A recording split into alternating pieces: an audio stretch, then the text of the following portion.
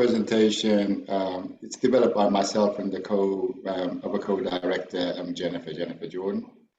So we're going to talk about the idea maybe of a revolution. And of course, we're not talking about the idea of a revolution in a political revolution or economic revolution whereby there's a change in government. However, when we're looking at the idea of revolution, it's about, a change in the way we think, the change in the way we see something or perceive something. And this conversation that we're having now, it's a broad kind of conversation. However, I'm hoping that there's some kind of nuggets within that conversation. But really what we're saying is that maybe there needs to be a revolution regarding our thinking in how we approach and view substance use.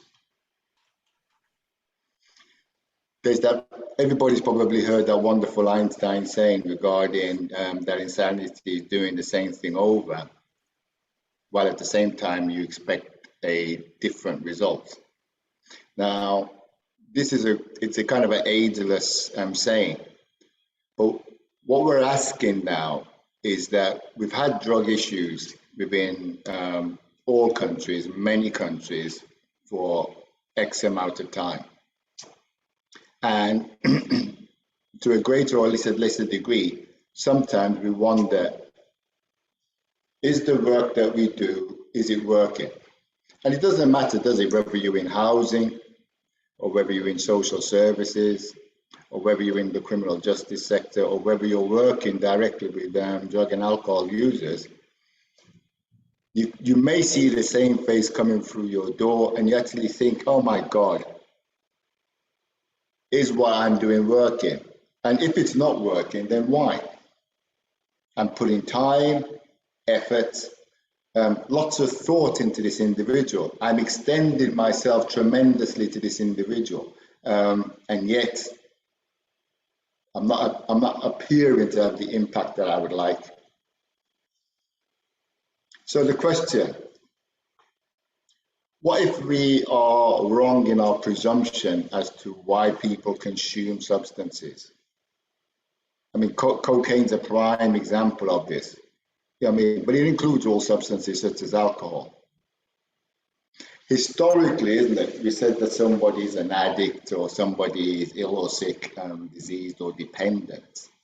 But what do those words actually mean?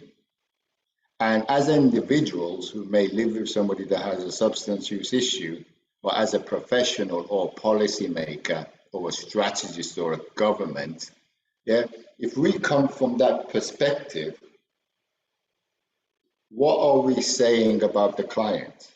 What are we saying about ourselves in regards to the client? Are we saying within that singular statement or statements that somebody is an addict, i.e. somebody has a personality that leans towards doing things in a way that they have no control, i.e. the classic addictive personality? Are we saying that somebody is dependent? How can you stop? It's my body that needs it, wants it, craves it. It's not me. Am I sick? Do I have a disease? And if I am sick, what is the sickness? And if I have a disease, what is actually the disease?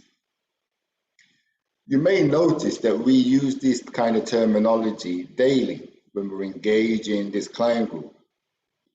But have we kind of stepped back and have we reflected, what am I actually saying? What am I actually thinking here? And what's the impact of this on the client?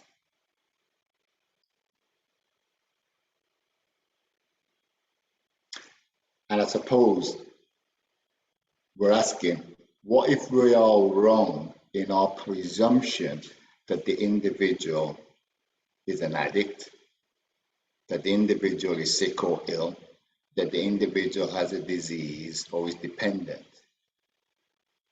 Have we considered what if we are wrong in that presumption?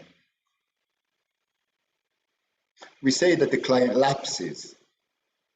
which means that the individual returns to substance use. We say that the client relapses, i.e., the individual returns to substance use in a very forceful, big way. We say that the individual at times has no choice but to relapse, to go back into substances.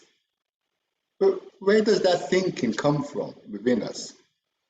As professionals, when we're working with a client, in this case the cocaine client, and the client uses again, then stops, then uses, then stops, then uses, and we say, you've lapsed, you've relapsed. We say it as if it's inevitable. But also when we say it, actually, it's like we don't allow the client to take responsibility for his or her own actions. Or is it the case that it's the client's own actions, or is it the case that the client has no control because he's an addict or she's an addict? The individual has no control because they're dependent. And when I think about the term dependent and dependency, I really get a sense, this is like a symbolic now, a metaphorical symbolic image of almost like a baby that's dependent on a significant adult, a mother, a father, to take care of it. Is that what we're saying? What are we saying? But all of these things that we are saying seems to allow us to say the individual lapsed or relapsed. As if the individual has cancer as an example, and the condition returns. The condition that the individual has returns. Is this client sick? Is this client group dependent? Are they ill? Do they have a disease? What is the evidence that says somebody has a disease? And when I say what is the evidence, I'm actually saying what is the real evidence? So you can produce evidence, but what is the real evidence? And I think at Janus, we've actually taken a step back and we started to review the evidence that actually placed the client within these labels, within this kind of presentation that the individual is sick. And then we asked ourselves, is that true? What does sickness actually mean? What does illness actually mean? What does dependency actually mean? What does disease actually mean? What does an addictive personality actually mean? Is there any evidence of an addictive personality? We questioned ourselves.